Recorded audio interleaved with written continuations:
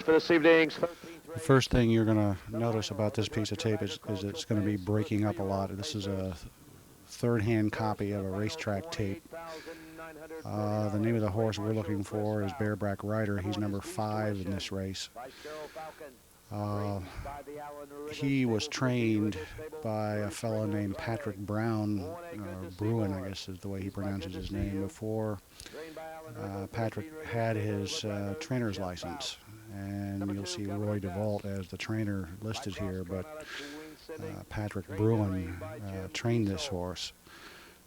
Bareback Rider has now earned, this is the first year he raced in 1990. In 1991 he raced again, somewhere around 80 starts, $85,000 in wins, racing the Colt circuit, fair circuit in Ohio, set several track records, and was the first horse that Patrick Brown ever trained. Patrick and his partner won this horse in a Name the Horse contest up by Cleveland. And there he is right there, number 5, Bareback Rider.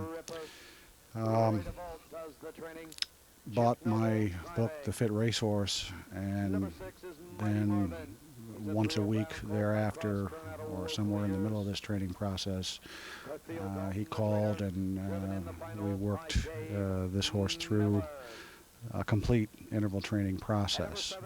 After this race, we'll talk a little bit with Patrick Bruin. Jeff Smith, the trainer. Dan Eater is in the sulky. That's the field for this evening's 13th race, the final of the Director of Agricultural Pace.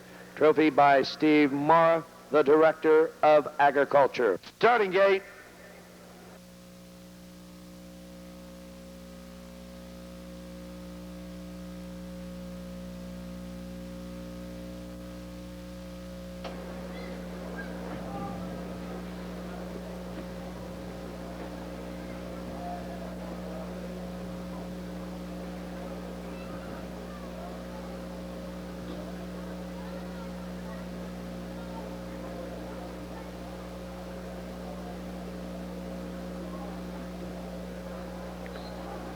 Three-year-old Colt Pacers are all moving in for the final. The gate swings around the turn, and there they go.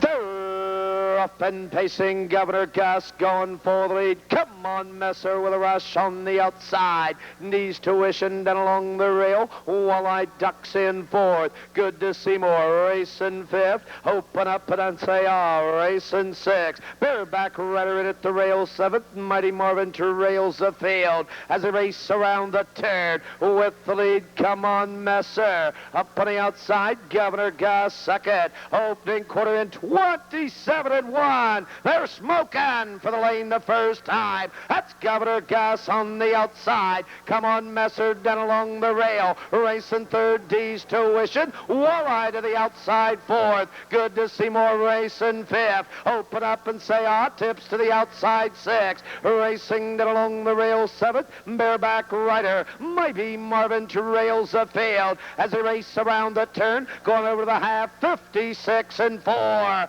At the rail, come on, Messer. Governor Gus parked to the outside second. Walleye up on the outside third. D's Tuition racing fourth.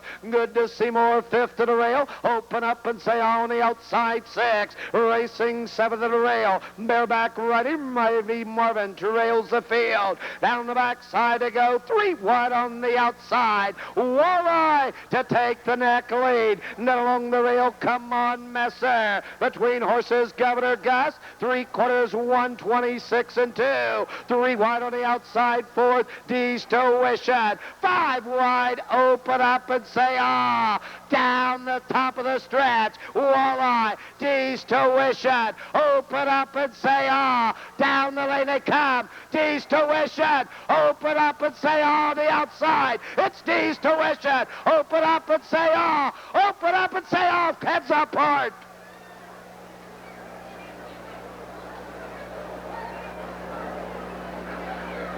157 and 3. Photo for win. It's tight. Tight for win. In 1991, Bareback Rider took a mark of 155 and a piece. I think it's 155 and 2. I'm sorry, in 1990 he took that mark. In 1991, on a 5/8 mile track, Scioto Downs, he took a mark of 154 and 1. And I think Patrick is justifiably proud of his first racehorse. Patrick is now a licensed standardbred trainer, and he was all the way through 1991. Patrick Bruin, who trained Bareback Rider in 1990 and 1989 and 1991, and Patrick has done some interval training with this horse. And Pat, right off the top, I'd like you to just talk about how you actually train this horse. What did you start with? Day one? Yeah, from day one. From day one, the time I broke him.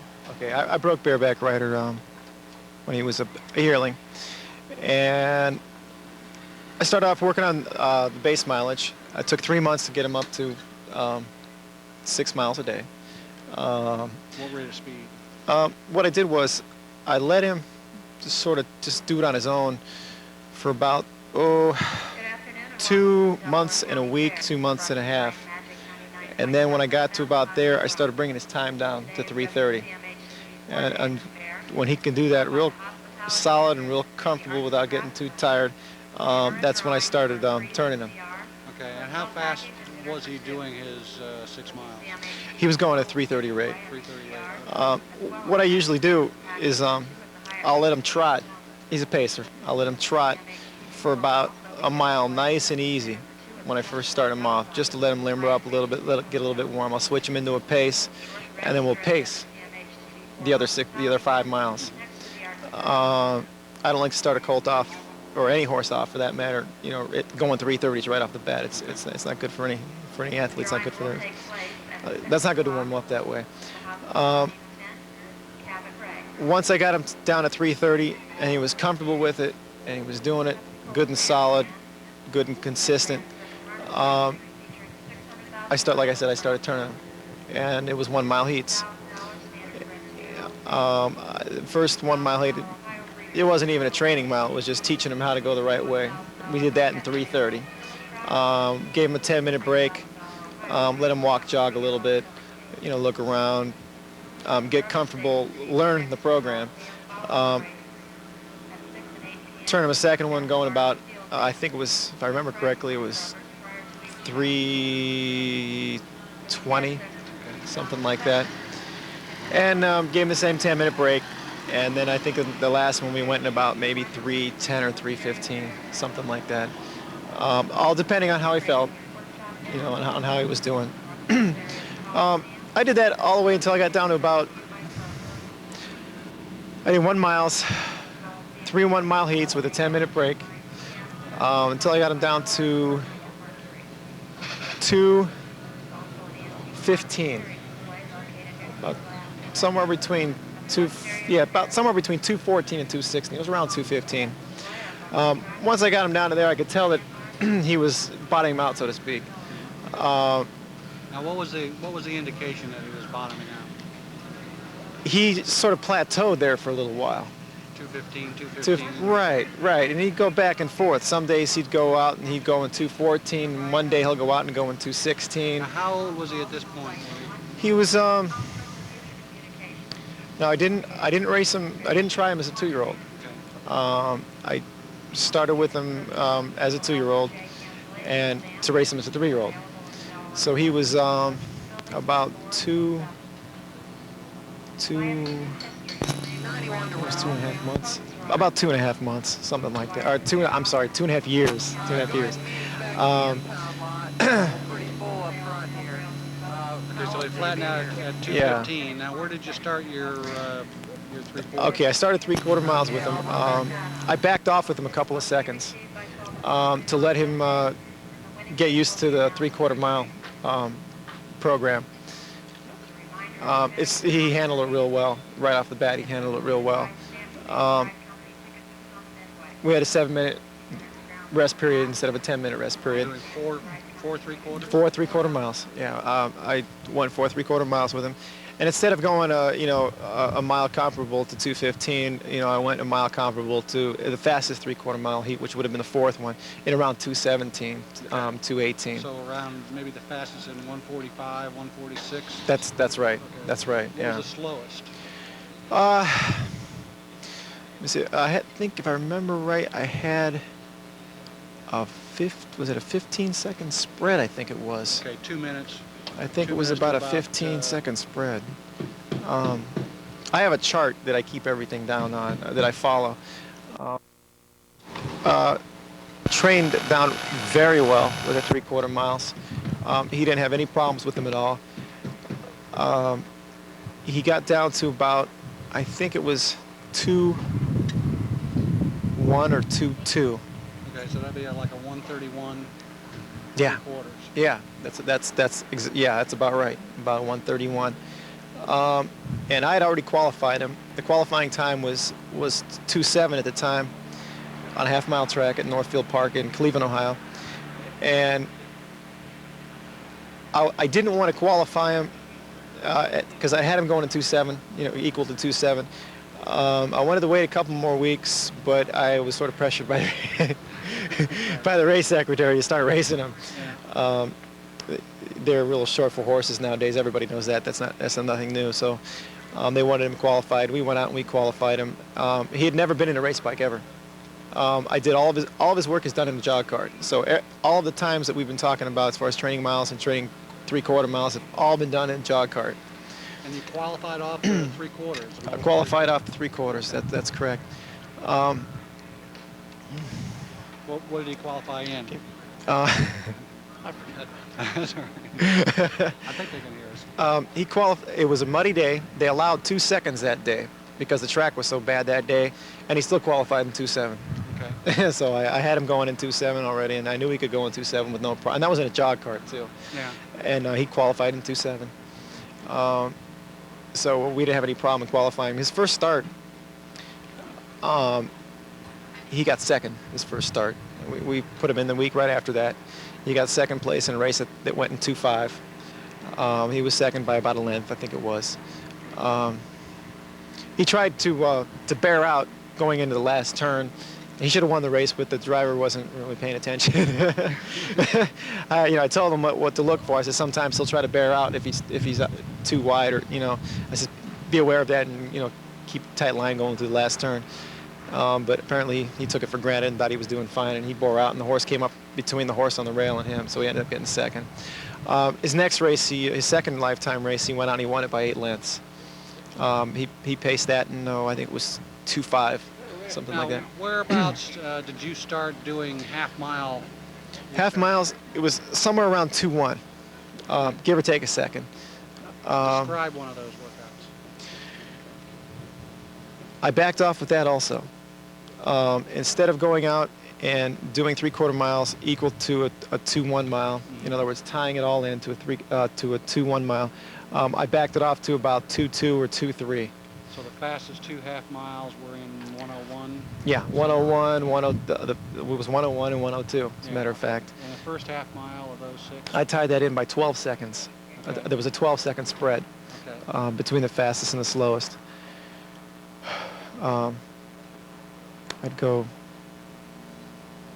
1:12, 1:07, 1:05, 1:01, and 1:02. The last one, the very last one, I would let him taper. I'd let him just do it on his own. Whatever he was comfortable doing, I would just let him go. And he usually tapered off by about 2 seconds. Now, when you went to the half miles, what kind of a difference in racing performance or qualifying performance did you see once you went? Now, you qualified off the 3/4, you raced off the 3/4, then you went to the half miles, and what kind of improvements did you see immediately and long term from the half miles? And what type of a horse did you have going into that. What was the difference when you went from 3/4 to half miles? I think it woke him up a little bit because he's always been kind of a lazy horse. I think it definitely woke him up. He kept dropping in time. When he plateaued around, it seemed like in the training miles that he plateaued somewhere around 2:1 or 2:2. And I thought, well, I did that for about 2 weeks, the 3/4 miles, and he just didn't seem to want to go any faster. So I thought, well, maybe this is time to try the half miles on him, see how he does. He dropped down at his 5th lifetime start. He had won on 3/4 miles in 2:5. That was his 2nd lifetime start. Every week after that, he improved. Every single week he improved. How many halves were you doing? And you were 6 halves. Once a week you were racing, and you were doing 6 half miles on like a Wednesday or Thursday for Saturday? Yeah. If we were racing Saturday, we'd do 6 half miles on a Wednesday, and we'd race them on Saturday. How many jog miles on off days? 6 miles. Okay. Yeah, everybody thought I was crazy. I'll give the horse a day off after the race. No, I didn't do that. I experimented with it a couple of times, and he didn't like it. He was so used to going out every single day that he'd beg to go out. He'd stand there waiting to go out. He wanted to go out. You can tell when a horse wants to go out. He definitely wanted to go out, and he went out and he did fine. I've never had any problems jogging him the day after a race. Now, did you ever taper back from the 6 halves? In other words, let's say you had a big race coming up or something. You ever try to taper them and squeeze out an extra second or two? Yeah. What I'd do is if I had a big race coming, I'd train him real hard about a week and a half, 2 weeks prior to that. I'd go 6 halves, train him as hard as he would go. I wouldn't murder him, whip him to death or anything like that. I'd talk to him, keep him alert. What's the fastest half you ever did in workouts like that? Garden State Park, the fastest half I did was 55 flat. That was in a jog cart also.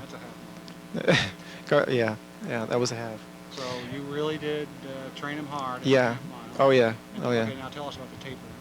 Okay, the tapering, what I would do is after a real hard training session, if I had a real big race coming up, what I would do is, like I said, I'd train him real hard a week and a half, 2 weeks before the race, and about 4 or 5 days before the big race, I'd only take him 4 half-mile trips. And I would train him maybe a couple seconds slower than what I did when I trained him real hard. Just back off a little bit, let him recuperate from the real tough training. I'm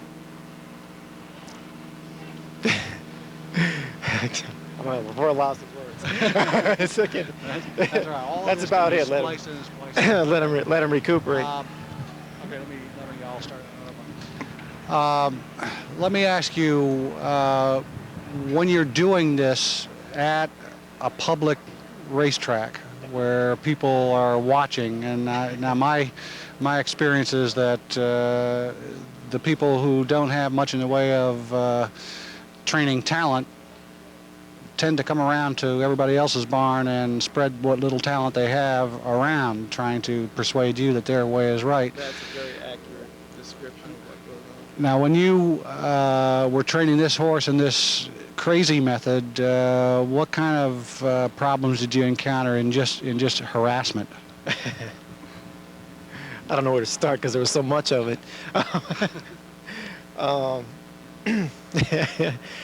I had a guy that I'd never met before, a trainer, top trainer, as a matter of fact, on the grounds. Walk up to me. I've never talked to the guy before, never met him before. He was heading to the tack shop, which is right off one of the exits. He was walking bareback off the track. He went out of his way to walk over to the track. Instead of going to the tack truck, walk over the track, walk up to me and say, "So you're interval training that poor thing, huh?" And I said, yeah. He says, I think that's a joke. And he turns around and he walks away. I'd never talked to the guy before, never met him. You know, that's an example. The warm-ups really throw people for a loop. I've had just dozens of people say, what the hell are you doing? Why do you warm him up that way? He's not going to be ready for the race. Tell us about the warm-up. When I warm him up, I jog him 2.5 miles. The race before his race, when the driver takes him out, right after the post-braid, I have him turn him a 1/4 mile. I have him go the 1/4 mile in about 30 or 32 seconds. For a 158 racehorse or 159 racehorse, which he was back then, you know, as a 3-year-old on a 1/2 mile track, I think that's perfect. Anywhere between 30 and 32 seconds. We went in 28 seconds once, and I think it might have, I may be wrong, maybe it was just coincident, but it seemed like it may have taken just a little bit out of him. So I just thought it was real comfortable going in about 30, 32 seconds.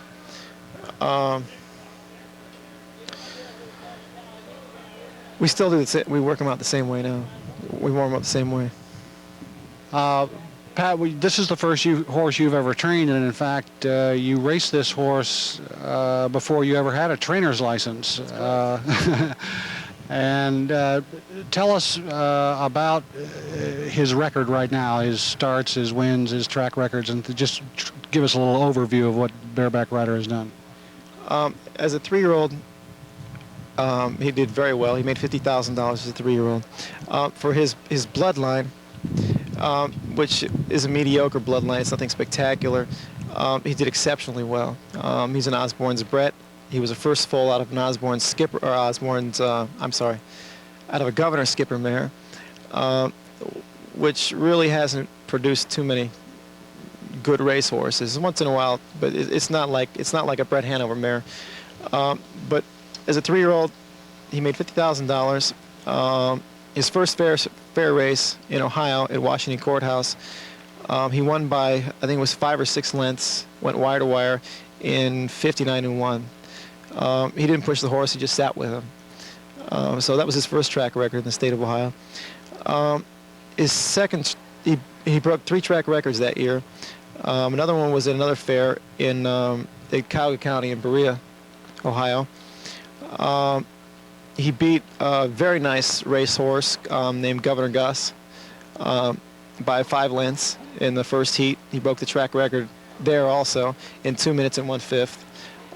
Had very, very tight turns, and it was. I told the driver, I said, the turns are so tight. I said, I want to see that horse out in the middle of the track going through the turns, and he did that, and he still broke the track record.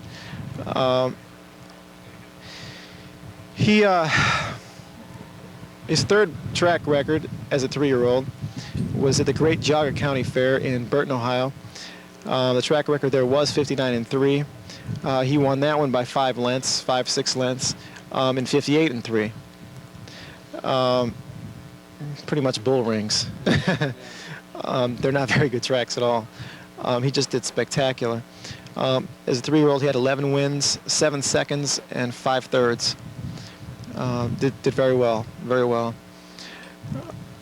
He took his mark at the Garden State Park as a 3-year-old, parked every step of the mile in 55 and 1. We were impressed. You know, he's never been able to leave very well because he's such a big horse. So usually he comes from the outside, from behind. So we gradually work to the top to try to win with him. As a 4-year-old, still as a 3-year-old, I'm sorry. He, in his first Ohio Sire Stakes race, he got 3rd. At the Ohio State Fair at Saddle Downs, Ohio, he got 3rd in the preliminary heat, and he got photoed out of a win to open up and say, in other words, he got 2nd place in the Ohio State Fair final. So, you know, he was doing very good amongst the 3-year-olds, the top 3-year-olds in the state, as a 3-year in 1990. Gave him some time off. We gave him a month and a week off out in the field. Let him rest. I took 4 months to bring him back to the races, to get him back as a 4-year-old. His first Ohio Sire Stakes start as a 4-year-old. What did he get? I think he got third. Yeah, he got third place. That's right. That was in Lebanon, Ohio. His second at Northfield Park Ohio Sire Stakes start, he got second. He came from behind, came screaming down the stretch, 3 wide, and ended up getting second. A very impressive mile.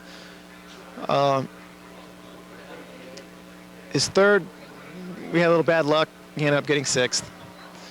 But the next start, which was his 4th, he ended up getting 4th place. And the next one after that, he ended up getting 3rd. He was boxed in 7th, believe it or not, all the way to the top of the stretch.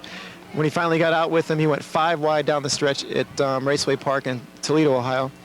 And he ended up getting 3rd there. And he was photoed out of 2nd to open up and say out by nose. So, you know, he did very well. And then he ended up getting 3rd in the Ohio Sire Stakes Championship, which was last week.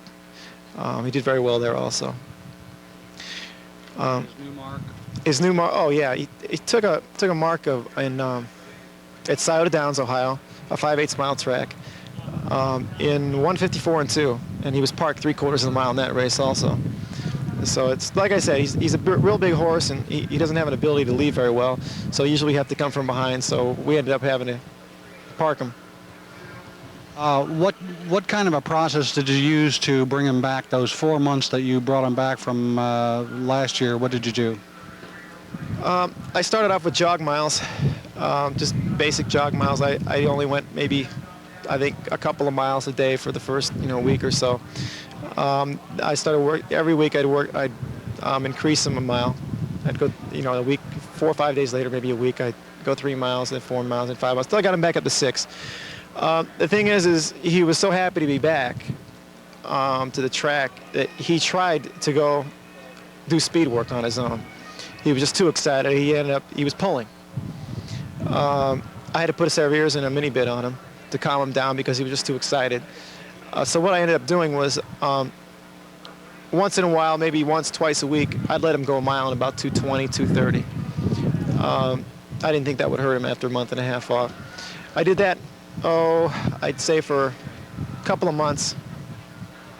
It was a couple of months, maybe a month and a half, something like that, where I'd let him go 2:20s, 2:30s, 2:20s. Then I slowly, in the 1 mile heats, got him back down to 2:15. Once he was doing that comfortably, I could tell exactly what he could do. I mean, it's a lot of times when I was bringing him back, he'd try to go a quarter in 32 seconds, 31, 32 seconds, which is just way too fast. He was just excited and he thought this is what I want to do. And he just be conked out at the end of the half. And you could just feel he just grogged right down, just gave up. And I didn't push him. They just got excited and did it. So what I ended up doing was when I finally put the ears and the mini bit on, I was able to control him a lot better. And I'd start evenly rating the miles as much as I could. And usually the first quarter to the first half, he was pulling, just really wanting to go, but I did everything I could to hold him back so I could evenly rate it and find out exactly where he was at. That's the only way you can find out where the horse is at, is by evenly rating the mile. And then I went, I think, 240, 230, 220 when I started with the miles. Because like I said, I'd already been going 220s with him. Every once in a while, a couple times a week maybe.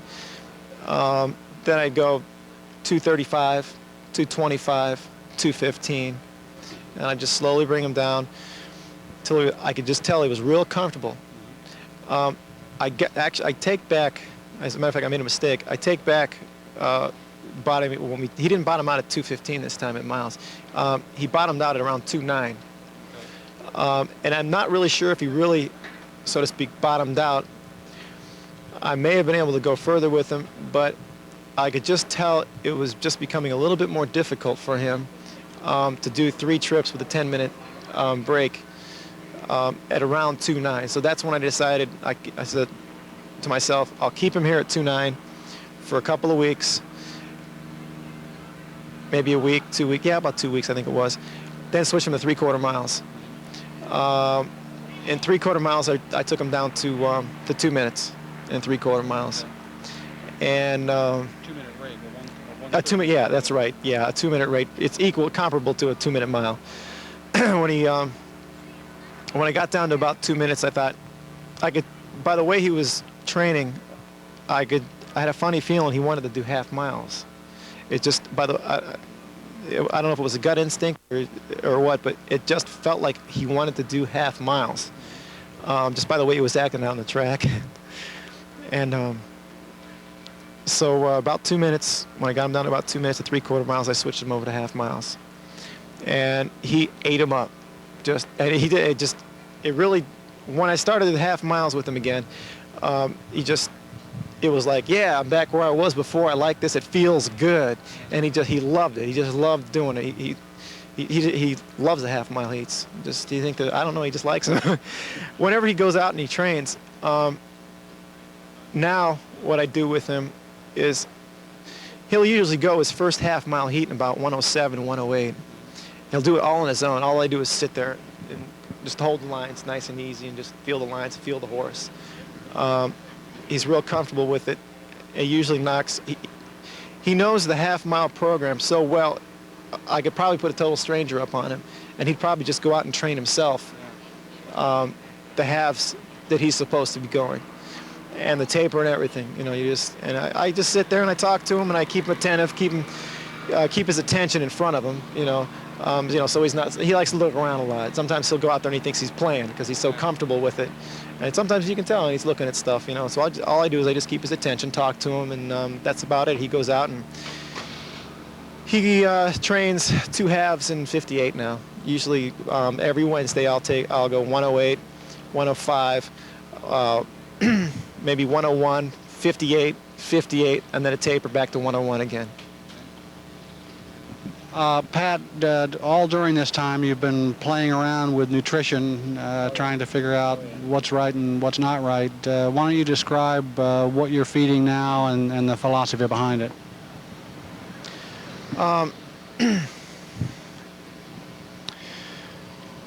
I feed him 4 times a day.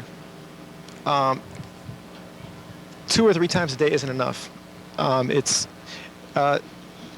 There are horses out there that get fed just as much as he does in a day, but they only get fed it 2 or 3 times a day. The only thing is it's too hard on their system. They don't metabolize the food as well as they do 4 times a day. From the research is shown that horses usually get hungry and want to eat about every 3 hours. It's a little difficult to feed a horse every 3 hours. Basically all of your time is going into feeding the horse. It also interrupts with training time, stuff like that. So I found 4 times a day to be comfortable. Once in a while, if I'm having a day where I can do that with him, if I say to myself earlier, I will feed him 5 or 6 times, in a day, smaller amounts, with a total sum equaling the same amount of weight at the end of the day. What's he eating now? How many pounds of what? Depending on the weather. If it's real cold, he usually eats more. He'll usually eat anywhere between 18 and 20 pounds of food a day. A little bit of sweet feed, mostly Tiz-Whiz pellets. It's 16%. The reason I give him that is because it's a real high protein. As far as I know, I think that's the highest protein there is out there as far as feed goes. I like as much protein as I can. I'd rather have too much protein than too little protein. They need it. I've never had any problems feeding a horse too much protein, especially if they're getting out every day. What about hay? Oh, he gets a lot of hay. Free choice hay, as much as he'll eat. If I go in a day and there's no hay in his barn, I'm doing something wrong. Or in his stall, I'm doing something wrong. If the spot on the floor is bare where I threw the hay, that means he's not getting enough hay, that he needs more. So I would rather go in and have a pile of hay sitting in the corner still from feeding him too much hay than not feeding him enough hay. It's a lot better for him, a lot better. Now, you've used a couple. I know that you've used ProBurst, and your opinion on ProBurst is that you don't see any significant difference. Is that correct? That's correct. As far as speed goes, that is correct. Performance on the track, he's been performing before. He's been performing the same now that he was prior to ProBurst. My question is, how close? There was a time when his blood enzymes went up a little bit. It wasn't real drastic. I think it's the highest his SGOT has ever been up to is 750.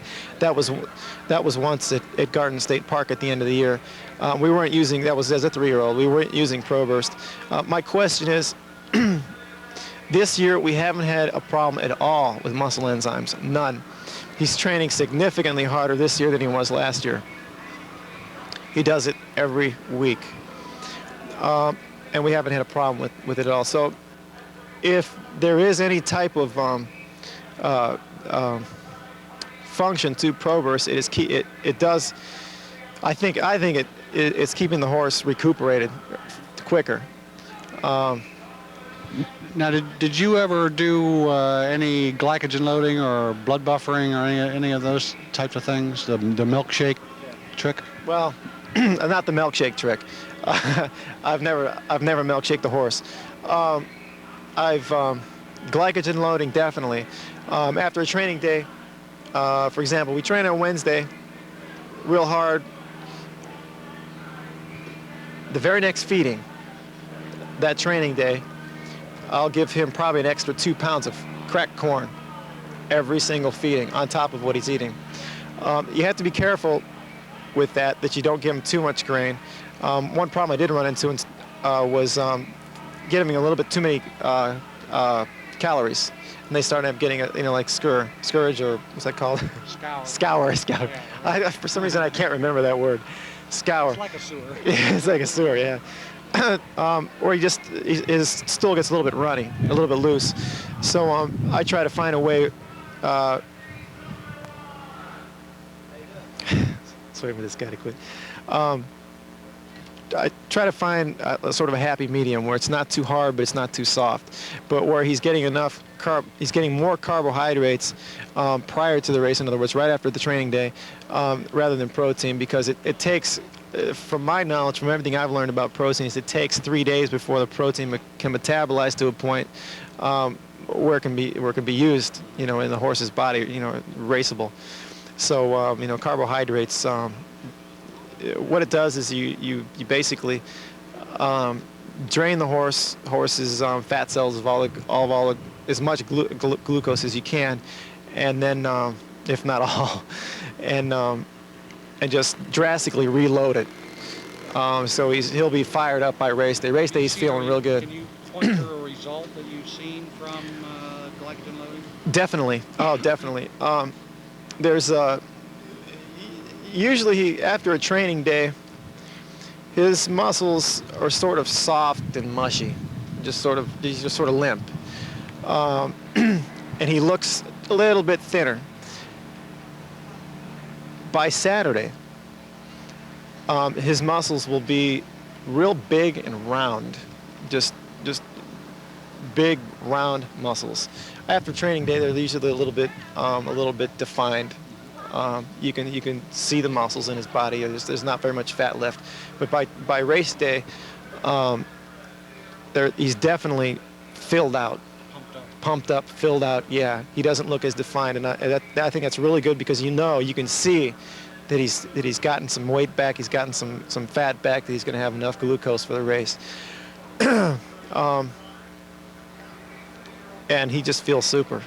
Just feels super. And you can, as each day when I go out and jog, I'll jog him the day right after training, and I taper that also. The day right after training, I'll usually go 5 or 6 miles, and that'll be on a Thursday. The day right before the race, I'll probably go around 3 miles, and it's worked out real well for us. We've never had any problems with him tying up. He's done real well off of it.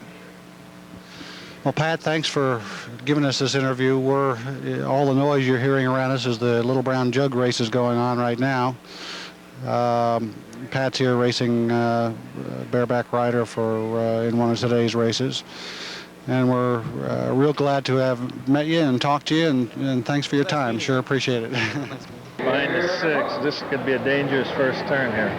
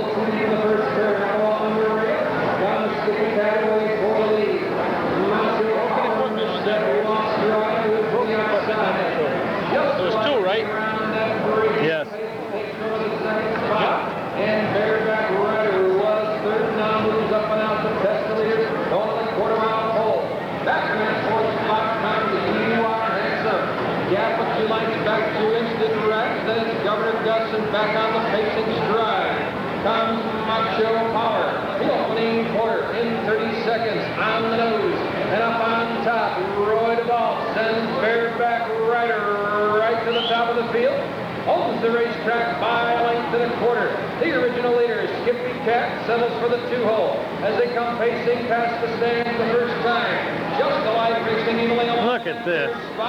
Don't winner Gus on the outside.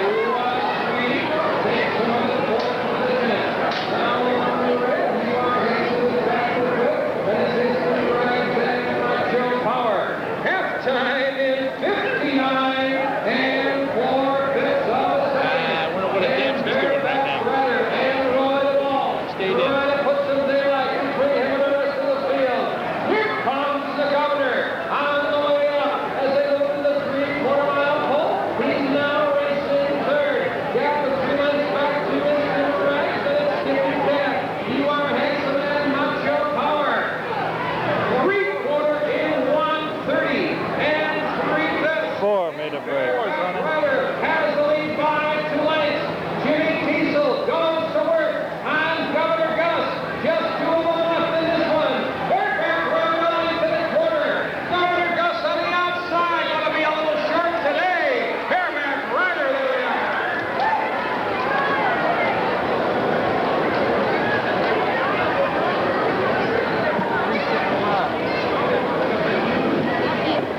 Okay.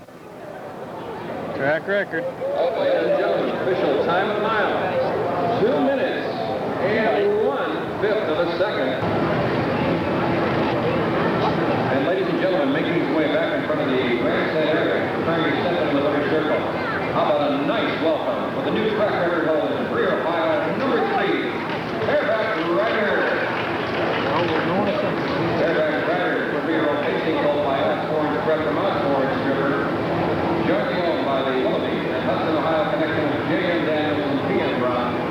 Driven in fine style this afternoon by Mr. Roy Hall. The old standard here in Rio, Ohio set last year 2 minutes 45 seconds. Bareback rider gets the job done here this afternoon in 2 minutes and 1/5 of a second ain't due.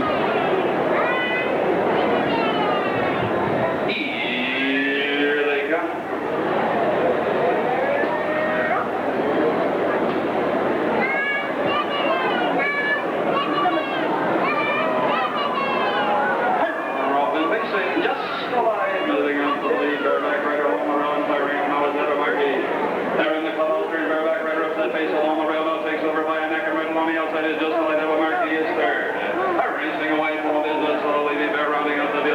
Stretch is Skippy Cat. And instant ranks are in the back lane. And they started out going down to the quarter mile by green bareback riders on the front of the field by a length and a half. Just a light is sitting second on length and 3/4. It's a marquee third of length and a half right there for the Sweetie Bear. Then comes Skippy Cat and the shredder in the field. Instant ranks the opening quarter. Up the string 29 and 2 fills.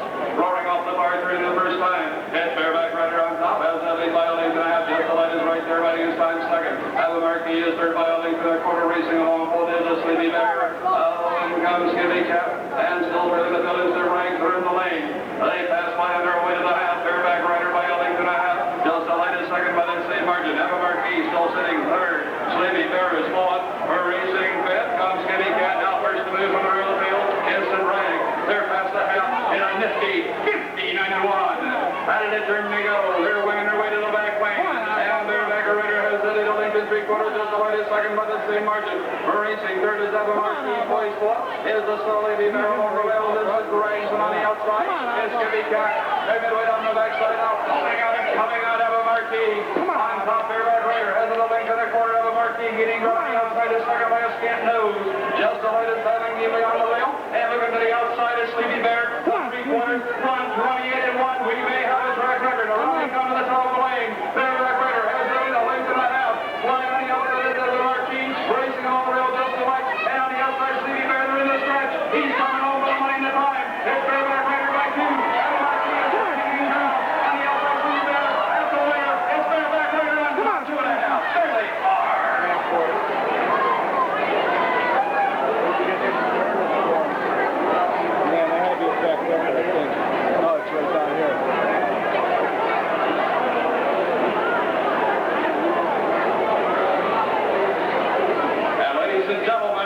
In a brand new Great Jogga County Fair track record, 1 minute 58 and 3/5 seconds.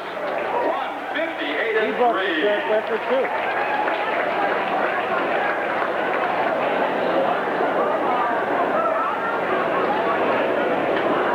Seconds, number 1, Bareback Rider. Bareback Rider, a son of Osborne's bred from Osborne's River, is owned by J.M. Daniels of Wallaby, Ohio, and Patrick Croon of Hudson, Ohio. Let's give it to him. Track record, here he is.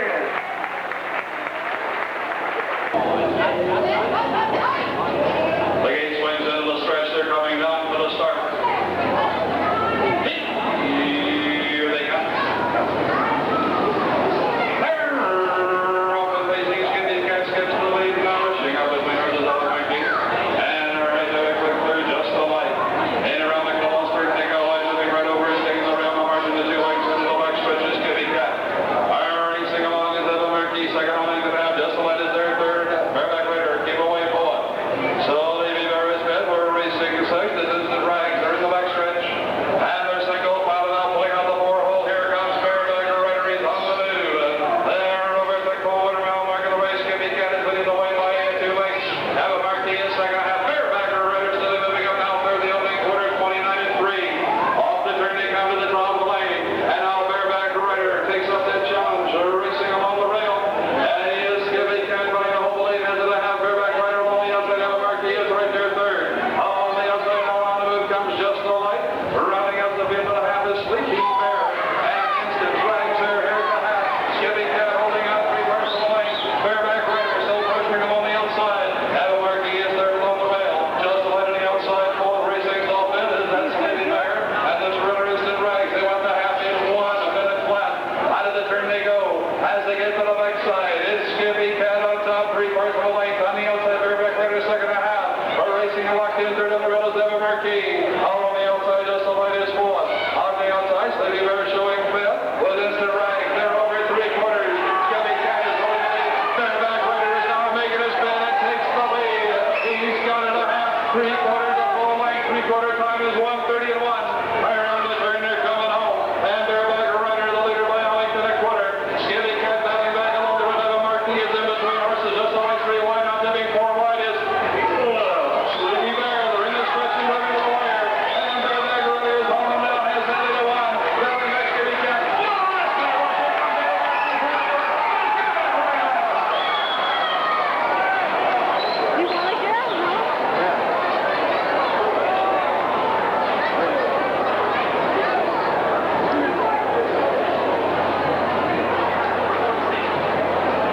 The Night of Champions, 3-year-old pacing colts. All lined up, and here they come. And they're up. 4 of them across the track. Cajun Spice, Bareback Rider. Ava Marquis tucks in. From the outside, Governor Gus is gunning for that early lead, 3 wide in the first turn.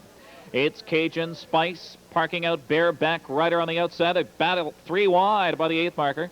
Governor Gus is hung out there. Towards the rail, Alba Marquis saving ground in 4th into the backstretch. Going for the quarter. It's going to be a fast one. Sleepy Bear is 5th, gap of 3 to Instant Rags. Then it's Billy Brewster and Vienna's Chief. That quarter, 28-2, and they contested on the front end. Cajun Spice toe-to-toe there with Bareback Rider, going a brutal trip now. And parked out is Governor Gus. He's 3rd on the outside. Alba Marquis enjoying it in 4th. Moving off the turn in by the grandstand. Sleepy Bear slips off the rail in 5th. Instant Rags is 6th. To the outside comes Billy Brewster.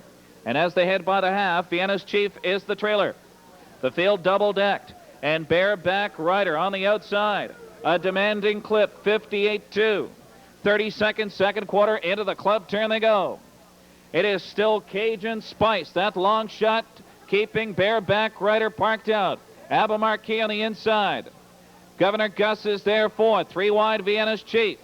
Sleepy Bear between horses. Then it's Instant Rags. From the back comes Billy Brewster.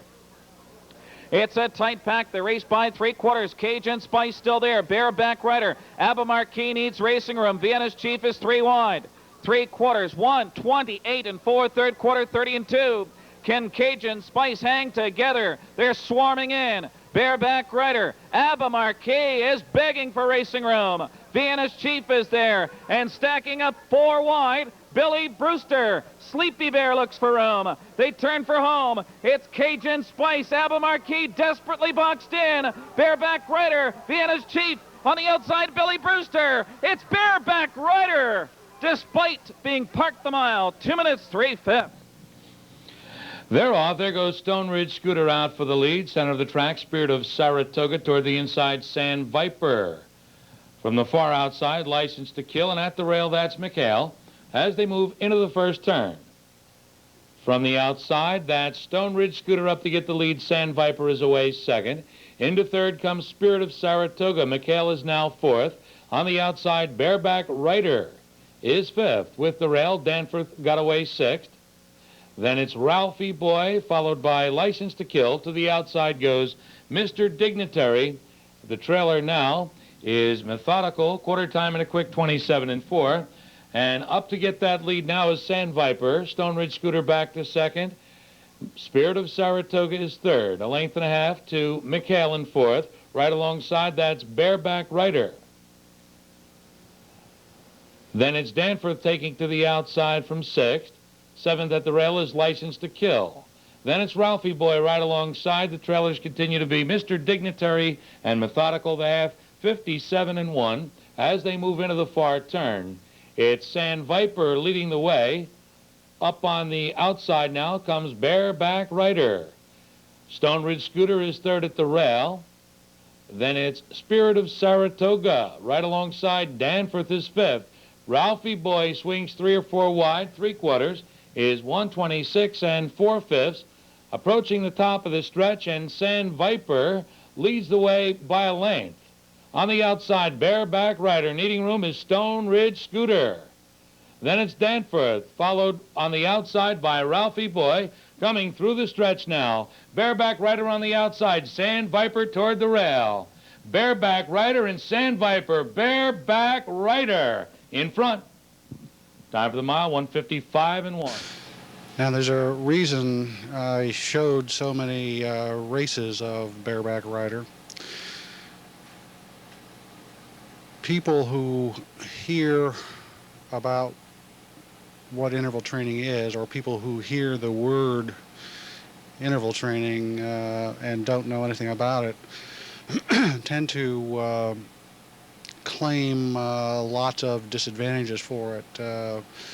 One disadvantage to the person who has heard that you do 6 miles a day is that, well, you'll never make a fast horse doing that. And another person who has heard that there are workouts that consist of 6 half-mile heats. They'll say that the horse has to get speed crazy, Or they'll say that, well, if you're doing 6 half-mile heats, you build a horse that can't go a full mile. You can see from bareback riders' races that this horse is a rather versatile animal. He's not super quick out of the gate, but he certainly has speed, and he certainly has finishing capabilities. Also, he's got courage. He can work hard going around those on the outside of those turns, and he can work in traffic. Even though he's a big horse, he can be steered. He's not rank, he's not speed crazy. He's a pretty well-behaved push-button type of a racehorse. So I wanted to show you those races so that you could see a variety of situations, starting with some little skinny half-mile tracks up to the mile at Garden State. This horse has had a relatively tough career. He's a fair racer. He's raced all over the state of Ohio, set track records doing it, but it's not the kind of racing that typically our big animals get to do. Most of your good racehorses are racing on mile or at least 5/8 tracks, and seldom have to go out into the countryside to earn a living. This horse right now would do at the Meadowlands, would be a useful horse at the Meadowlands, and he'd be a useful horse at Yonkers because he's got the capacity to race fast on a half-mile track. Pretty versatile animal that Patrick Bruin has trained with virtually no training experience at all prior to getting this horse to train. His partner had a lot of courage allowing him to train it, and Patrick didn't get much credit for the first year of racing because he had to race under another trainer's name. But Patrick did all of the training right from scratch.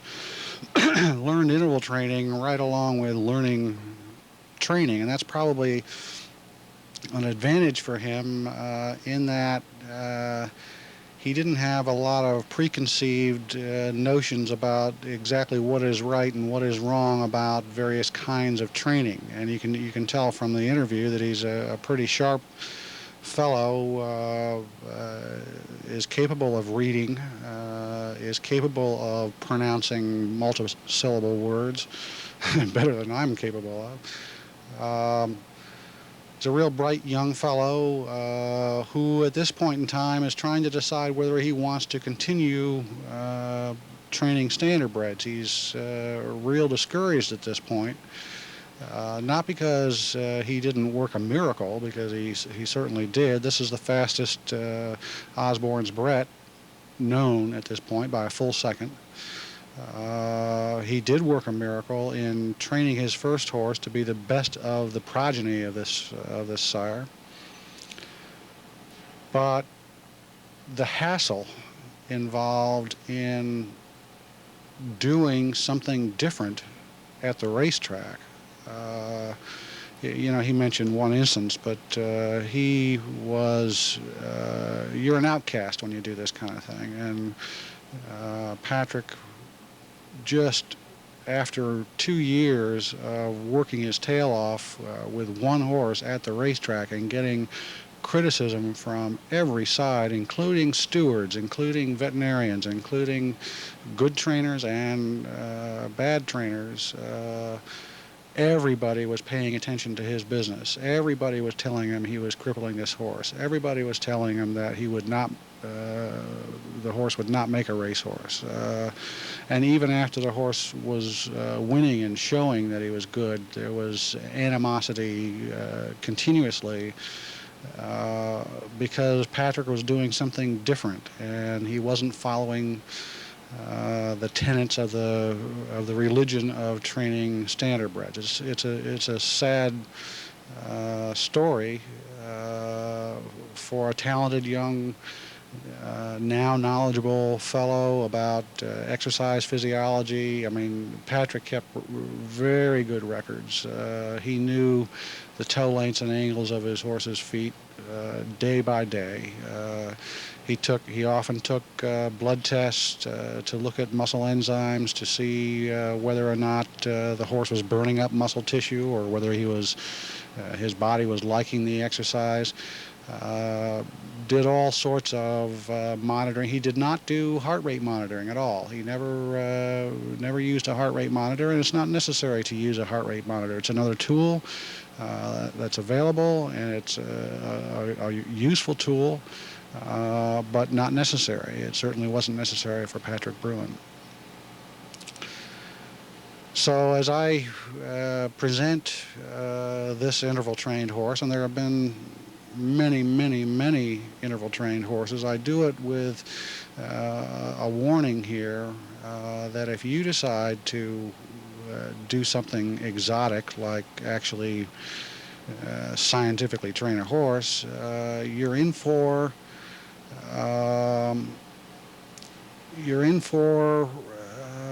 antagonism from many, many people at the racetrack. If you start winning big over and over again, then there are going to be people who resent you winning big.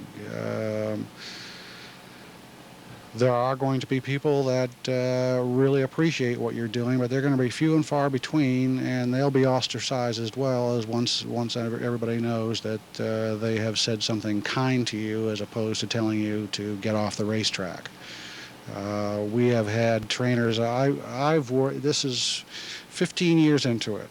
I've worked with maybe 60 different trainers who were attempting to do scientific training with their horses over these 15 years. And if you count thoroughbreds and quarter horses, we're talking hundreds and hundreds of horses, most of which survived, some of which did not. And I'm talking about injury, but we did have a horse die thoroughbred die at Belmont from tying up, like I think I told you in an earlier tape.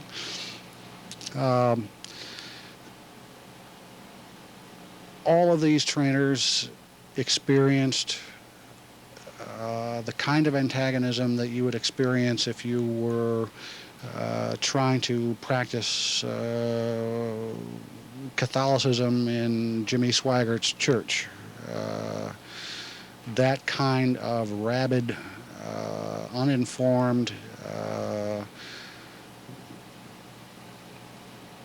stupid criticism that comes from a fear of someone else knowing more and getting there ahead of you without, let's say, paying 25 years of dues and without speaking the same language, without firing and blistering and injecting and doing the drug thing and all of the other, and then the owner hustle. Nobody likes to have a horse improved from them, and we've had claiming trainers that improved horses and then were accused of drugging horses, and people tried to throw them off the track. We had one thoroughbred trainer up in Canada who had a horse, thoroughbred, that was interval trained and trained on the racetrack so that everybody was able to see it being done. And the horse won 5 to 6 races in a row, climbing up the condition book, through the condition book. And some 40 trainers went to the head steward's office and persuaded him that this guy, the trainer, should be thrown off the racetrack. This guy was riding and training his own thoroughbred. And they said, come down here and watch what he's going to do. And the horse went out, and the thoroughbred program is much like the standardbred program. It looks real exotic to the thoroughbred guys because, you know, once around and they're done, sometimes for 2 or 3 days. This horse was in the middle of 4 times 3/4, and we go through the same kind of process with thoroughbreds. We don't shoot a lot of half miles with thoroughbreds because typically we can get through the 3/4, taper off with a back-to-back 5/8 workout, and we've got a horse that can go 3/4 to 1.25 miles.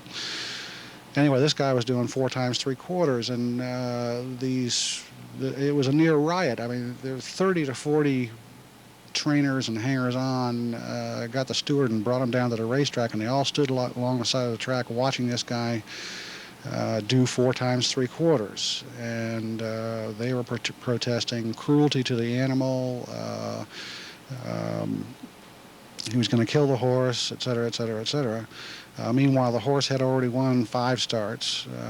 He had a string of 7 wins by the end of this process. The steward happened to be a veterinarian, and he watched the whole process. The guy came off the track with his horse, got down off the horse, was standing there holding it, looking around at all the people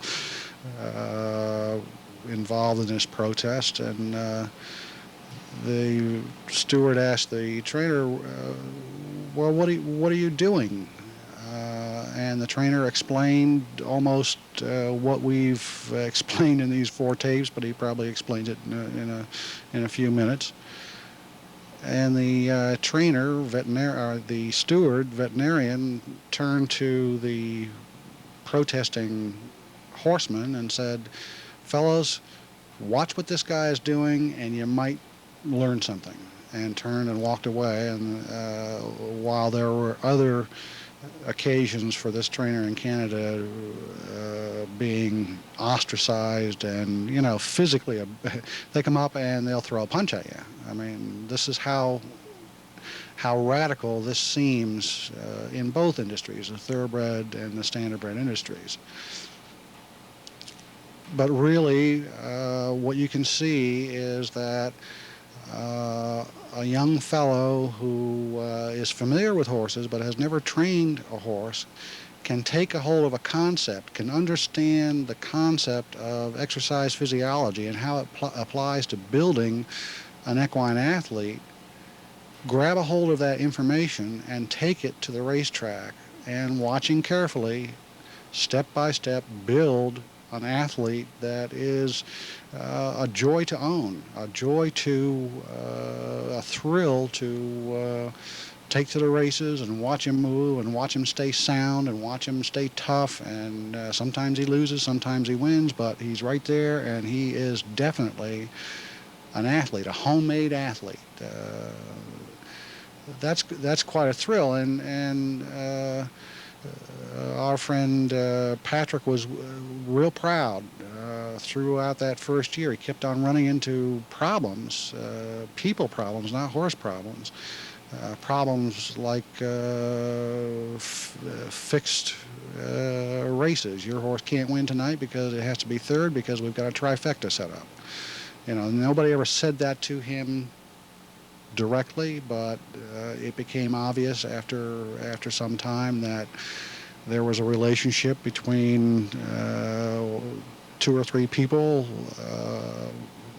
to set up some races once in a while, and it usually happened in where there was a nice exotic payoff. Small tracks, this is more common. So Patrick doesn't know whether he wants to go on and train standardbreds anymore. He's enjoyed it. He loves the horses. He loves everything but the racetrack. And I guess who can blame him for that? But isn't it a shame that for all the blood, sweat, and tears that he's put into it and everything that he's learned, and then his success at delivering a fit and proud animal, that he has to confront all this bullshit, all this crap from his fellow horsemen, from people that are his brothers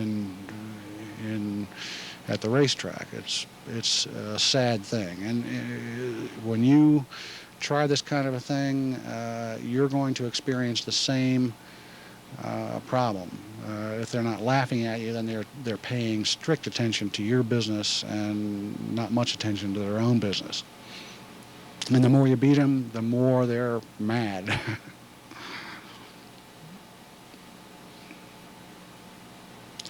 I want to tell you some more horse stories here while we're looking at real live animals that have been through this kind of a process.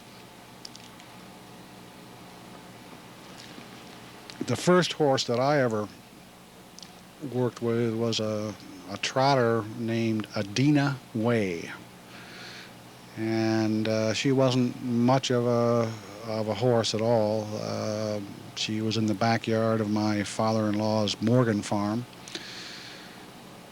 and at the time I had gone through interval training in swimming in college, and I had read, in fact, swimming. At the time I was swimming changed dramatically because Doc Councilman wrote this book called The Science of Swimming, and we had lost the Olympics to the Australians 2 Olympics in a row, and he revolutionized swimming right at the time that in 1962, right at the time that I was going through high school and college. And then, of course, we won the Olympics in swimming. Mark Spitz was a product, and Don Scholander they were products of this new scientific technique of swimming, and it was interval training. So I had an idea about interval training. I had never studied exercise physiology in college. I was a pre-med student and then switched to English major halfway through school at Ohio Wesleyan. But I got the carrying training of the trotter and pacer and realized that, boy, this isn't everything you can do, for sure, in terms of a conditioning protocol. And I took the book to the head track coach at Ohio State, and I said, this was Frank Zubovich at the time, I said, read this book and tell me what would happen if we really trained standardbreds. What kind of a performance improvement could you expect if you give them the full protocol, but you didn't take more than a year? In other words, give them a full protocol, but not more than a year. A couple weeks later, he called me and said, Tom, it looks like, and I've talked to Dr. Edwin Fox, our physiologist, and it looks like we could make anywhere between a 5 and 15% difference in these horses. So the first horse that I started with, I was encouraged by that, and I thought, well, boy, I'll make $1 million at this. And the first horse that we started with was a horse named Adina Way, a 216 trotter, sired by mistake and damned by everybody. We did it on Doc Duber's farm. I took this horse out of Doc Duber's farm, and at the time, what I was trying to do was sustained medium speed work, and so I built this horse up. Over a 6-month period of time, Frank Zubovich and I were trying to figure out, well, what is the protocol that we want to design for these horses? How do we figure this out? We did all sorts of stuff. 8 times 2 miles, heats, all sorts of odds and ends, trying to zero in on what was appropriate and what was not appropriate.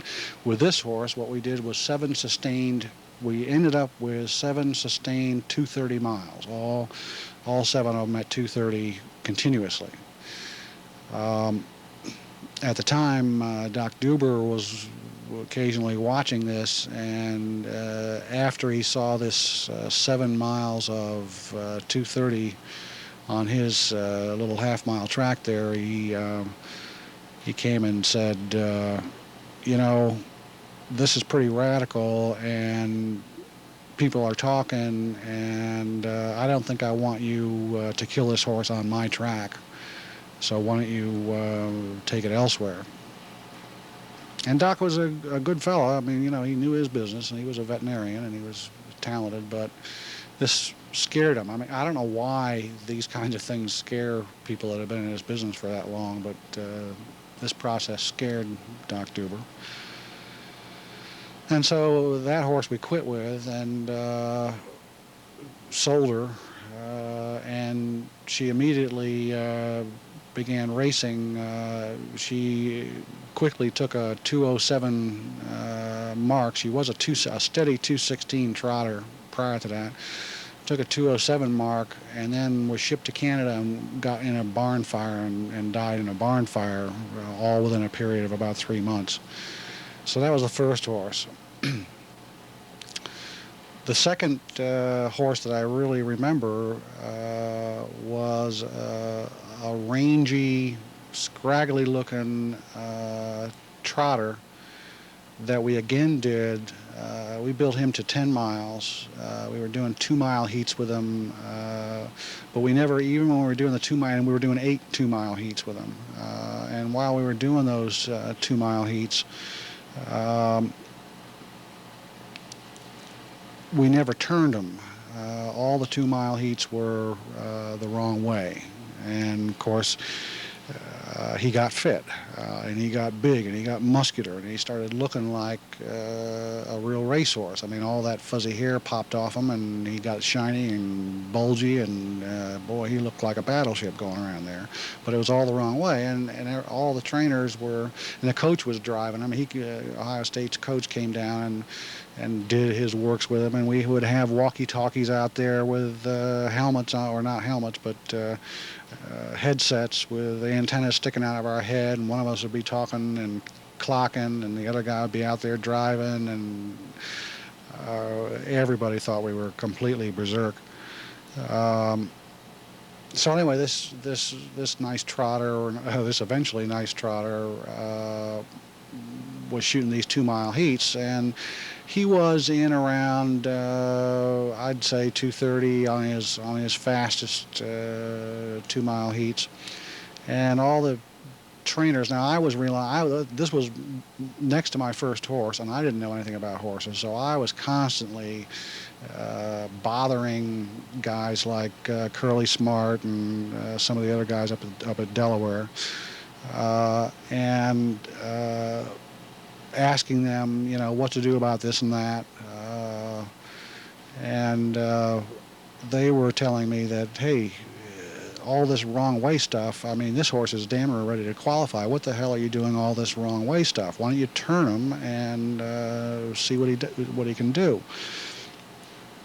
And we had about 600 miles on this horse at this point, and the coach was agreeable to that.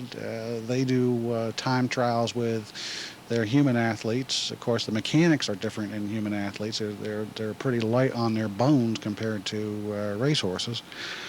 But so we decided, all right, we'll do a time trial. And so we turned this guy, gave him a good warm-up and everything, and turned this guy the right way. And this horse went out in like 102, came around the second half, and going around that third turn, or fourth turn, he took a step and blew his inside suspensory, left rear suspensory, and finished in 2:11 for the mile. Now this devastated me. I couldn't imagine, after all this work, why this kind of thing could happen. But the coach and I sat down and thought about it for a long time, and we started figuring out that, this Little Brown Jug track is a bowl. At that time, Curly was taking care of it, and it was graded and had a bank on it, and it was the fastest half-mile track in the country. It still is, pretty much. But what we figured was that for 600 miles, we've been going the wrong way, and the inside legs always take the stress. If you watched in the earlier film, if you saw that horse going around the turns, you can see how those legs hit when you're going around the turns. The angle changes, and those inside legs take punishment, especially on the inside suspensory of those legs that are at the rail. So anyway, we've done 600 miles at various levels of stress going this way on a bowl where there's a definite bank, and now we put this horse this way for one single mile about 20 seconds faster than he's ever gone before, a big drop in time. And for the first time, his inside legs are taking that kind of centrifugal force that occurs in these fast miles, are taking it on their inside suspensories. And what we think happened with that horse was that it was too sudden, and something had to break, and unfortunately it was a suspensory, but better than their bone. But those are the kind of things, again, when I was saying there's 3,000 mistakes to make, there's another mistake that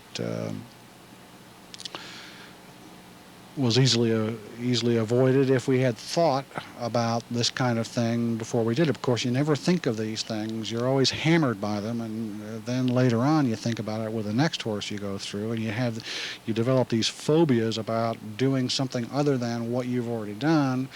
And at the same time, if you're going to learn and if you're going to grow, you have to keep trying, keep testing the envelope and trying new and more innovative things. Hopefully, you might make less dramatic mistakes as you go along. There's a saying, if all you can do is what you've always done, then all you can be is what you are right now. And that goes for humans, that goes for horses. Growth, moving. Patrick Bruin is a lot bigger boy than he was 2 years ago in a lot of ways, and in confrontational politics at the racetrack. There have been horses that have done lesser protocols than some of these gigantic ones that we did, and I'm not saying that I've done all the work that I could do. This trainer Frank Dunn in England, he owns Dunn's department stores over there, 70 stores or something like that. So he was a very wealthy man. Had a dozen horses with trainers. He owned racehorses and raced them in Ireland. He tripled what I suggested he do. He built this thoroughbred to 15 miles a day, and doing 5 miles worth of interval training once every 5 days on her, and with the other 11 horses. And all of them won races. None of them died. All of them won races. Most of them won stakes races. She won the Japan Cup, earned $800,000 that year, and he won Trainer of the Year, and that was his first year of training. So, taking a chance of doing something new can pay off if you are careful about it. And he wasn't real careful. He did bigger stuff than I've done, but that just goes to show you that what I've done isn't that big a deal. And when I go to the racetrack and try to just get some of this applied, it astounds me that people think that I'm trying to kill horses. Anyway, lesser protocols have been done by other people, and more often than not, this happens with horses that are already racing. How do you take a horse that's racing in 159, and it's going to race next Saturday and the next Saturday and the next Saturday and the next Saturday? How do you get a couple extra seconds out of them through interval training? One horse named New Brett was in 201 at Yonkers and doing well, reasonably well. The trainer, the owner told him, hey, look, I've read this book and we've got to do 6 times a half and let's go do it. And so immediately the trainer did 6 times a half today, and then he did 6 times a half tomorrow, and then he did 6 times a half the next day. And then the horse raced on Saturday, and it dropped a second, and then it dropped 2 seconds the week after. He didn't do. They called me after that drop and said they got an improvement. And I said, "Hey, whoa! I mean, ease up. You know, a race and a workout a week is enough. And showing this horse 6 halves, well, you took a big chance. He survived it, so let's stick with the 6 halves for a while." But let's be calm about it. Let's not hit him with it every day. They said, yeah, well, he was off feed for a couple of days after that third day of 6 halves. And certainly enough, he's burning himself up, and he's not having time to recover. You've got to have the recovery rebound cycle. Luckily, he had enough recovery for the weekend race that he did improve. Well, he kept on improving, and for the most part, they were doing 5 half workouts with him between races. And he dropped and he dropped and he dropped, and he finally got down. He won the open pace at Yonkers, won $120,000 that year. The previous year he had won 30-some thousand, but he won $120,000 that year, and took several lifetime marks. I believe he raced in 56 at Yonkers, and he may have gone faster than that at the Meadowlands, 54 or something like that. But was a real good horse for that year until they changed trainers, and the new trainer wouldn't do it, and then he went backwards and he got hurt, and he always had knees. From day one, this horse had a set of knees that just looked at you as he walked out the stall. So this horse survived interval training on a pair of pretty raggedy knees. He was an aged horse. Other horses, I remember spending some time with Doug Arthur, who was doing 3 times 1 mile heats. He never did, until Mystery Skipper, he never did go into 3/4 and halves, but he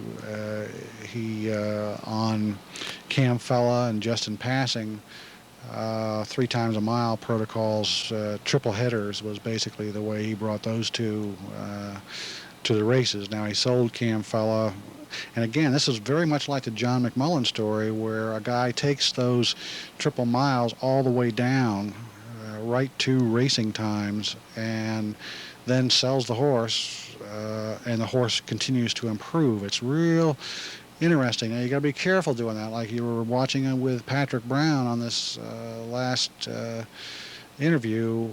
Hey, when they hang, when they float at a certain place, if you want to take time, then you will get a breakthrough workout on those 3 times a mile, and you can take them on down. But if you're not willing to wait, and if you have to crash through that barrier this afternoon, drop to the next level, which is 4 times 3/4, and then finally to 6 times or 5 times a half.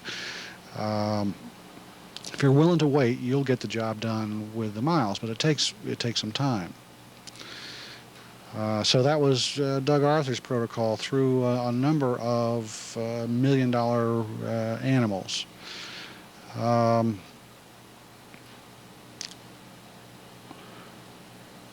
There were many others. A whole stable of horses out in California, a dozen of them got improved just by some girl trainer read my stuff in a magazine about shoeing, about this balancing and shoeing, and changed her shoes on those horses, and they all improved. And then they started doing interval training, and the guy was a breeder. He sold his horses, the owner was a breeder who sold his horses usually at the sales, but once in a while he'd get stuck with a homebred that he had to race himself, and so that's why he had a training operation going. But he moved his whole breeding operation into training and racing because it became more profitable for him to develop and race and market at the racetrack his own racehorses because of the interval training process. A dozen horses there. I had a fellow, Rex Ellsworth's son. Okay, now Rex Ellsworth was a good old fellow. But his son decided to do interval training with a large number of thoroughbreds out in California. And here's where, and this is a pretty smart kid, and who has been around horses for all of his life. And who later said that he crippled or killed 50 horses trying to do interval training. And I can believe it. He called me out there one time. I was in California giving a talk, and he called me up to say that the heart rate meter that I had suggested he buy wasn't working. And so I said, well, I'll come down and take a look at it. And so we went down one morning. It's like 110 degrees in the shade. This is a real hot day. And he's got this huge group of horses that he's putting through interval training on a little small half-mile track. And so he takes this horse out and starts doing repetitions, and at the time he was doing short little screamers, 3/8 of a mile, with 5-minute rest periods between them. And sure enough, third or fourth heat, this horse is coming back blowing like a freight train. This horse is dying and sweating like a pig, but he holds the heart rate meter up to the horse, and this was an off board that you just hold up and it gives you a reading. And the heart rate was dropping in the normal way. And he's saying to me, see, now look at this horse. He's ready to die, but the damn heart rate meter says he's recovering normally. Well, he's ready to die for sure, and it's because he's going to die of heat. I mean, the horse is wobbling. He's ready to die of heat exhaustion and blowing like a freight train, probably going alkalotic or alkalytic, whatever they call it. Because of too much oxygen getting into his system, and his heart rate is dropping like mad because he's just doing short little sprints. Short little sprints are heat builders, and they're not oxygen deprivers typically. So, and I tried to explain to him why this was going on, and then he tried to explain to me why it had to go on, because, hey, I've got 50 horses here, and I've got to get them done, and so some of them are going to get worked at 9:30 instead of 5:30. And then I never saw him again after that, but I had heard that he said he crippled 50 head of horses. Now, you cripple one horse, you start to wonder what went wrong. Could have been an accident. You cripple 2, and then you really start thinking. Cripple 5, and you know something's wrong. Cripple 10, and you start thinking about finding a place to land because you're sure as hell not going to be a horse trainer. Crippling 50 is just beyond my ability to think that anybody could do that. Anybody could blindly follow a misguided concept of a concept so far into oblivion. I mean, it's beyond me that something like that that could happen.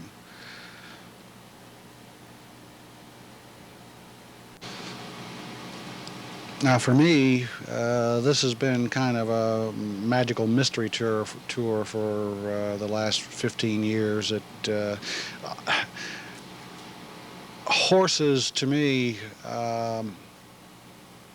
always have been kind of 1,000 pounds worth of trouble. I was never in love with the backstretch. I was never in love with the horse barn or shoveling manure or the ammonia smell. And I was never really in love with the thrill of horse racing itself. I'm not a racetrack patron. I don't go to the races very often. And when I do go, my horses always lose, so I try to avoid the racetrack as much as possible. But I have traveled the world, or parts of the world at least, as a consultant on some horses and giving my speeches and propagandizing for better training. And it's always a thrill when somebody does the right thing at the right time and has a success and calls you back. Every day I get 3 or 4. It used to be I used to get 10, 12 calls a day. But every day I get 3 or 4 calls from people who are actually training horses that are trying to do it right. And then sometimes I go out on consulting trips and sometimes work with a whole stable. And it's interesting, the social arena that I get put in. I've spent hours with Bunker Hunt, and I've spent hours with some pretty wealthy people. But even they are helpless when it comes to dealing with their trainers and trying to persuade their trainers to do something better than what they've always been doing. And in those situations, I'm usually put in between the owner and the trainer. I'm the outside expert. An expert is defined, I forget who defined it, but the expert is an idiot a long way from home, and that's what I was to these trainers, is an idiot a long way from home. And so I'd come in and say, and try to give this 4-tape series in a 4-hour discussion, and fought all along the way with guys always saying it won't work, it can't work, couldn't possibly work, it's not the way it's done, etc., etc., etc. I remember one trip to Florida. We had this is a thoroughbred stable, a real wealthy stable, Payson Park down there, Virginia Payson. Flew me down in a wasn't a Lear. Anyway, it was a private jet, twin-engine jet. Flew me from Oklahoma. Gold-plated ashtrays in the jet. That's what I remember. And flew down, and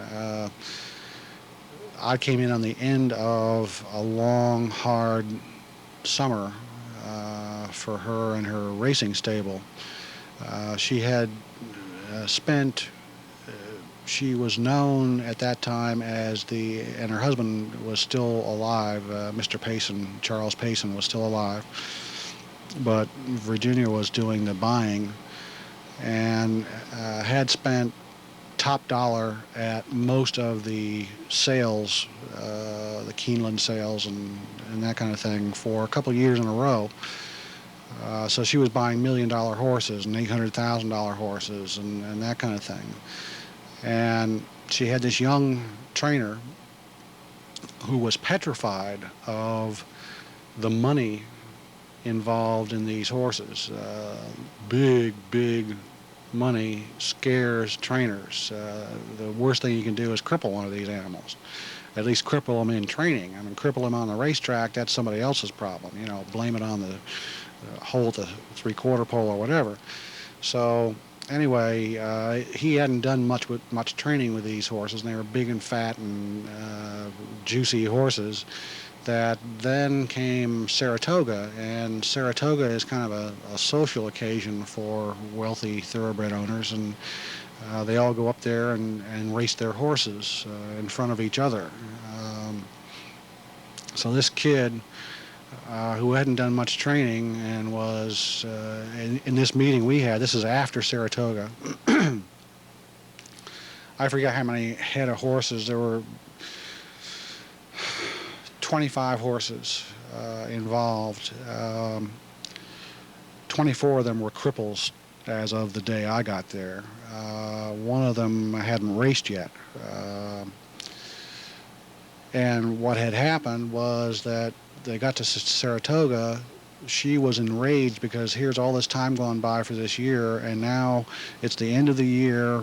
Saratoga is the last meet or one of the last big meets of the year. It's the big social occasion, and she wanted her horses raced, and she raced them, and they all broke down. Within that month, they all crashed. And so now I'm brought in I'm brought in to tell the kid what he did wrong. And that meeting didn't go. The meeting was a screaming match. First she and him, and then me and him, and then all three of us all calling each other idiots. And that's the way it goes. I mean, that's the way a lot of these consulting situations end up, is the trainer blames it on whoever, the owner blames it on whoever. I'm the middle guy who is supposed to force the trainer to do what the owner wants the trainer to do, and really nobody really understands what I'm talking about. What I'm talking about is something more complex than most owners and most trainers are willing to wrap their minds around, at least in a 2-week period or 3 days or one afternoon. They're just not willing to think this hard about what I'm talking about. So these consulting occasions, while I've earned money doing them, have not turned out that well. It's very, very, very difficult to change a tiger's spots, especially if he's a horse trainer, and I would not advise anyone out there to try to change tiger spots. Find a Patrick Bruin.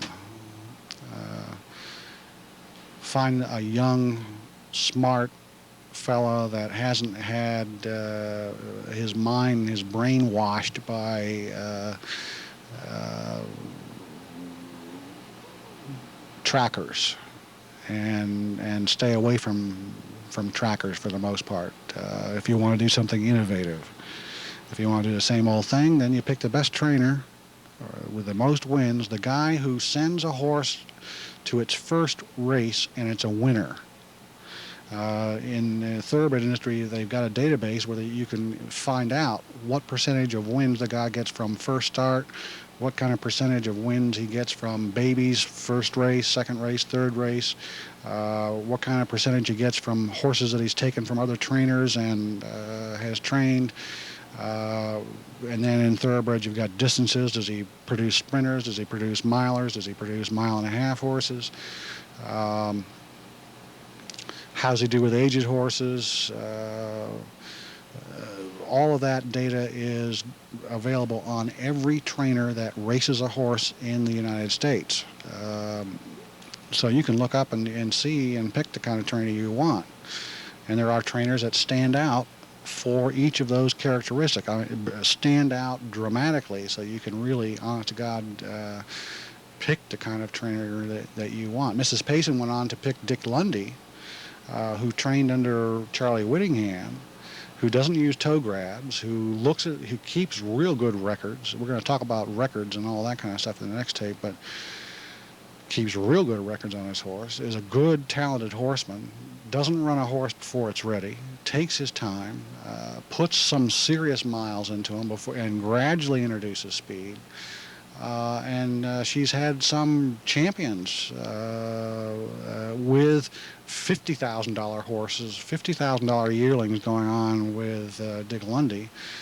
Now, evidently, they got into a fight about something else, and he's not training for her anymore. But Dick Lundy is a real talented thoroughbred trainer, a smart guy, and would not be someone who would listen to what I'm saying because he's successful. Successful people in general, at least successful horse trainers, because it's such a damn miracle to be successful in this business, they'll stick with what they're doing. Don't fix what ain't broke. And I would not expect Charlie Whittingham or Dick Lundy or Stanley Dancer to do something exotic like I'm talking about when they're on top of their industry and are very highly respected. However, Ronnie Dancer has done interval training very successfully. I think that if you ever saw the interval training, the Standardbred videotape that we did, you'll see the records of Ronnie Dancer going through an interval training process on horses that were already racing and putting them through 6-half protocols and that kind of thing. So that, you know, even though he has a real famous name, I'll tell you another real good record-keeping and quality horseman is Art Wershing. Go Get Lost. Art does interval training, and I met him when I was training horses down in Greenwood, Delaware, and we spent several months together working on some horses that he had in training down there, and it took with Art. He learned, and it was a happy relationship that I saw him last year when Go Get Lost was getting an award, and we talked again, and he was real happy and real successful with it. This doctor out here in John McLean out here in Indiana is an older fellow. I mean, you know, he looks pretty fragile to be sitting on the back of a damn race bike, but he's out there working his horses every day, and he loves it, and it's probably one of the things that keeps him alive. And he has Hot Dog Dick and Hot Dog, all these hot dog horses. He follows a strict interval training program, takes his time. He's a veterinarian, and he's an extremely good horseman on top of that. And there's a guy who, and he's always been doing something different, though. It's like Doug Arthur. Doc has always done triple headers and that kind of thing. More work, more miles. And then basically I think that he would tell you himself that he credits me with refining ideas that that he already had and he was already putting into practice. But there's a fellow who's been in the game a long, long time who was open-minded and could learn. And they're out there. I'm not saying that every person you meet at the racetrack is completely blind to and tunnel visioned and cannot hear and cannot see anything new. And I'm also not saying that those people at the racetrack can't teach you new and better things, new and better ideas. They certainly can. There's plenty of good, smart horsemen out there who know a lot of things. I'm just saying that to say the words interval training to a racetrack person, they've all heard of it. They've all had their owners try to shove it down their throats. Most of them have never taken the time to investigate what it is or why it should be done. They've heard about it, and what they'll tell you is they've heard it has crippled 150 horses, and it's nothing for them. And then they may have seen somebody who did something real radical, like that, like New Brett. I mean, 3 days of 6 times a half mile. Hey, you got real lucky that horse didn't die on the racetrack, or soar up, or get. I mean, he had knees to start with. You're just begging for it, bang, bang, bang, like that. But he survived it, and some people who grab onto an idea turn into true believers. Yeah, oh wow, that's what we'll do. Wham, wham, wham, wham, and then they get an injured horse, and they wonder, well, hey, God said this was right, and that's me, and it's not right, so I don't believe in God anymore. That's, again, me, so they don't believe in me anymore, and then they'll tell their friends, and so some of that comes that way, but most of it is the guys don't want to hear about doing something different than they know what to do right now, and they've got their own tricks of the trade, and basically some of their business is not even involved in building racehorses. It's more in training owners than it is training horses. You know, even some of the top ones have no respect for owners whatsoever. Charlie Whittingham says an owner should be like a mushroom, kept in the dark and fed manure, or raised on manure. Horse shit. That's one of the problems with racing today, is that the owner, who, you know, there's two people who pay for this game. One is the racetrack patron, who is being abused by the racetrack and by the racing participants in terms of fixed races now, and drugs. If I said this in front of Stan Bergstein, Stan would say, "Oh, what a filthy tape this is. You're spreading dirty stories about the standardbred industry. This is not good for standardbred racing, and this should not be said to the public." What I'm saying is that, yeah, it should be, and it should be cleaned up, because really, in the end, the way you make money is to sell a good product, and the buyers are racetrack patrons who get stolen from pretty damn regularly in the standardbred business by setups, especially on these exotic wagering days. I mean, it happens in thoroughbreds too. I mean, but I've personally seen it happen with my own eyes in standardbred racing enough times to know that these things occur maybe one race a night on the average. And the smaller the track, the more often it occurs. So I know this. And the other customer is the owner. And the owner pays half the game, maybe more than half the game, because he's the one that foots all the bills. And these owners, I mean, again, Stan Bergstein will congratulate some big bloated spender for going to, isn't it wonderful that this guy goes to the sales and spends $600,000 on this horse and $400,000 on that horse and $150,000. Let's thank this guy. Let's have a goddamn dinner for this guy and bring him in and say, gee, we sure appreciate you pissing away $6 million. And then the guy goes bankrupt and nobody ever hears from him again, and Stan Bergstein's on to his next guy, saying, isn't it wonderful that this new fella's in here throwing away his money? Now, Stan, really what you should be doing is trying to make it a viable game for the owners.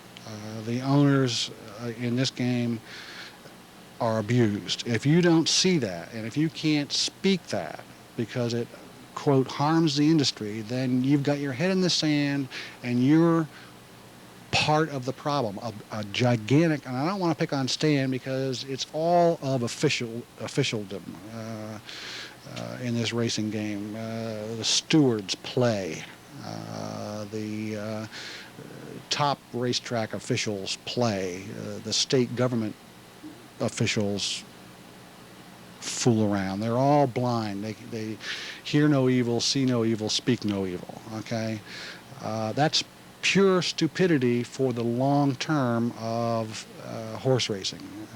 If they can't straighten it out,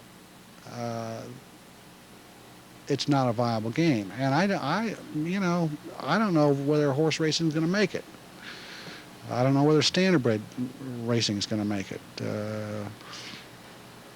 Half the reason is we're not looking to treat the customers right. I mean, the customer is always right. The customer is always right.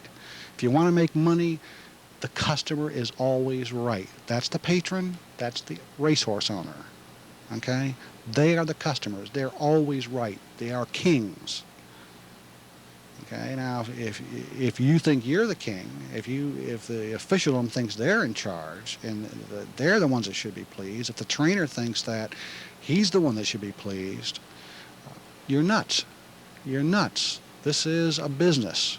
Horse racing is a business. And if you keep abusing owners, if you keep abusing racetrack patrons, you cannot help but lose the game, lose the business, lose the income.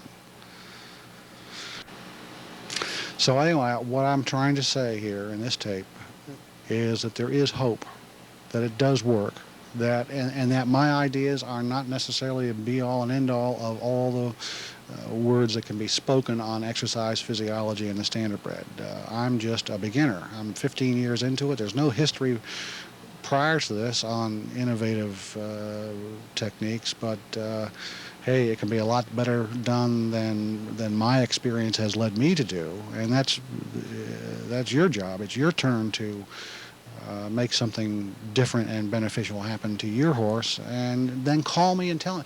812-534-3320.